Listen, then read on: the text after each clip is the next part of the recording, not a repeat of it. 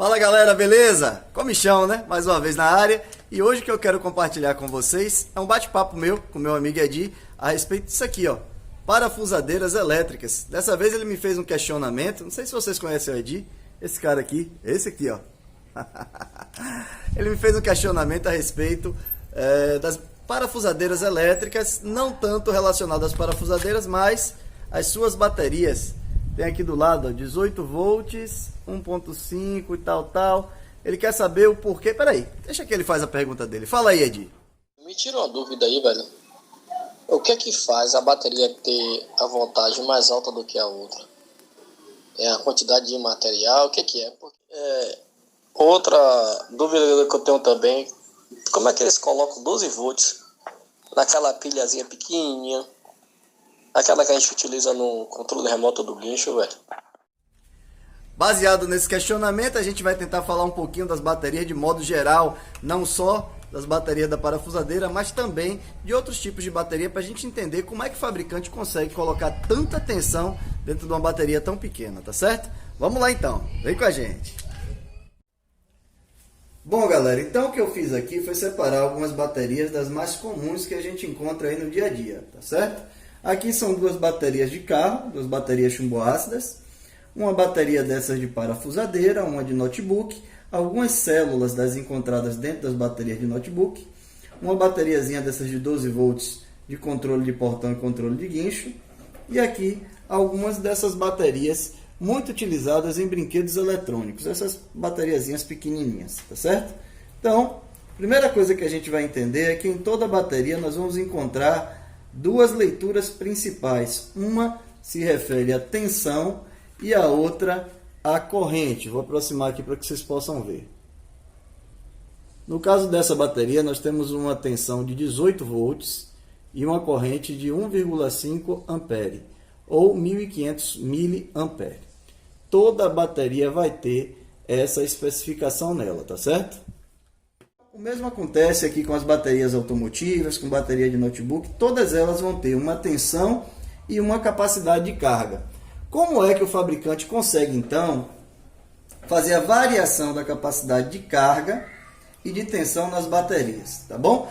Eles usam um artifício muitíssimo inteligente chamado associação série-paralelo, levando em conta características das somas de tensão quando a gente instala células individuais em série, somando-se então as tensões, e em paralelo, lado a lado, somando-se as correntes, mantendo a tensão inalterada e vice-versa, tá bom? Vamos ver como é que é feita essa associação. Primeiro aqui, ó, na bateria automotiva, vocês estão vendo 1, 2, 3, 4, 5, 6 furinhos, significa que ela tem 6 células aqui, cada célula dessa comporta tensão de 2 volts, 2, 4, 6, 8, 10, 12 volts, o mesmo acontece na daqui, e a diferença de corrente de uma para outra é dada pelo tamanho das placas e das células que nós temos aqui. Cada célula dessa aqui tem uma capacidade muito maior do que a de uma bateria menor, tá certo?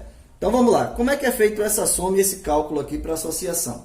Eu vou tomar por base essa bateria, que é uma bateria de notebook, uma célula de bateria de notebook, e ela tem 3.7 volts, tá bom? 3.7 volts.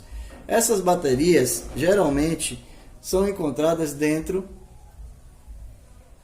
da bateria de notebook e de várias outras baterias também. Na verdade, essas células, aqui a gente não chama ela de bateria, a gente chama de célula, e depois que ela está reorganizada dentro desse pack, porque ela vai ficar assim, como a gente tem esse arranjo aqui embaixo, aí a gente já chama ela de bateria, tá bom? Mas por enquanto, uma célula. Então, eu preciso montar uma bateria como essa aqui, que tem 11.1 volts, tá certo?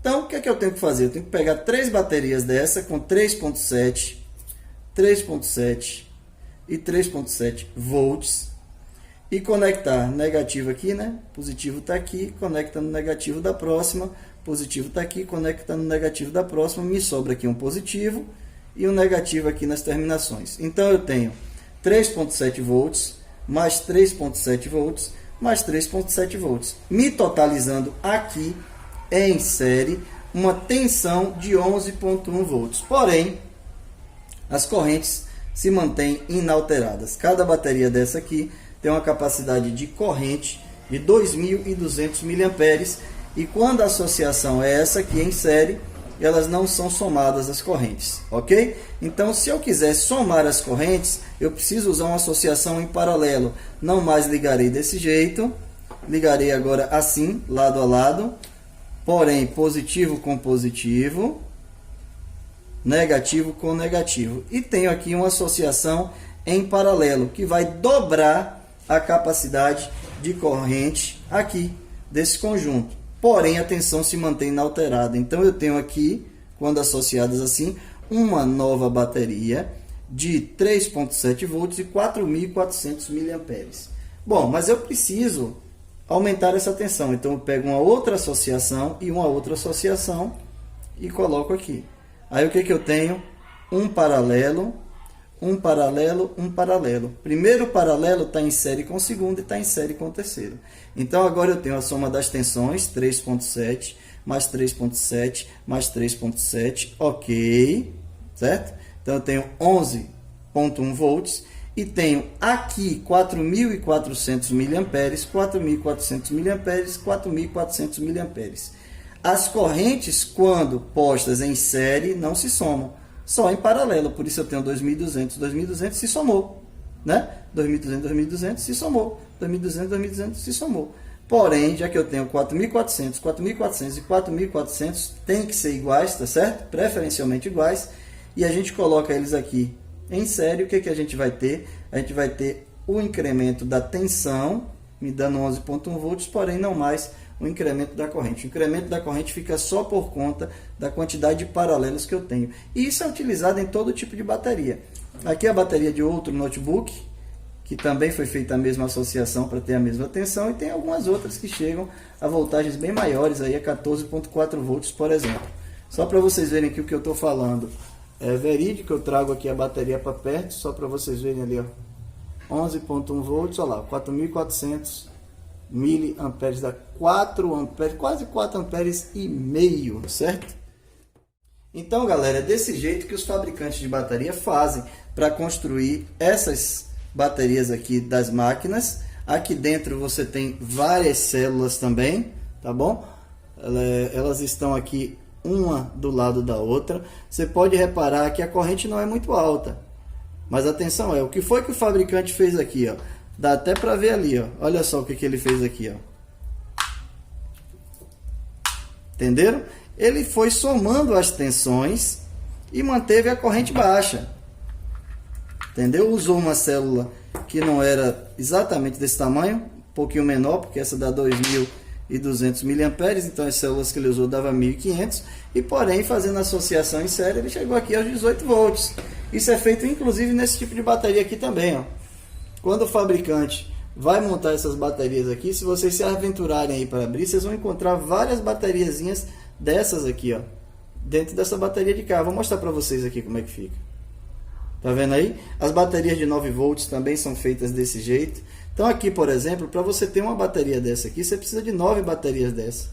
Porque cada bateriazinha dessa é 1,5 volts. Então, somando as 9, a gente chega aqui nos 12, tá certo? Segunda parte da pergunta do meu amigão. Por que uma bateria dessa aqui tem 12 volts, a de cá tem 12 volts e qual a diferença? A diferença está justamente na corrente, na capacidade de carga de uma bateria dessa. Qual a diferença de uma bateria dessa aqui, já que ela tem 12 volts, para uma bateria dessa, sendo que ela também tem 12 volts? É muito simples de responder. Essa bateria aqui tem por volta de 38 miliamperes. 38 miliamperes. Essa de cá tem 90 amperes, ou seja, a capacidade de corrente é infinitamente menor do que a de cá.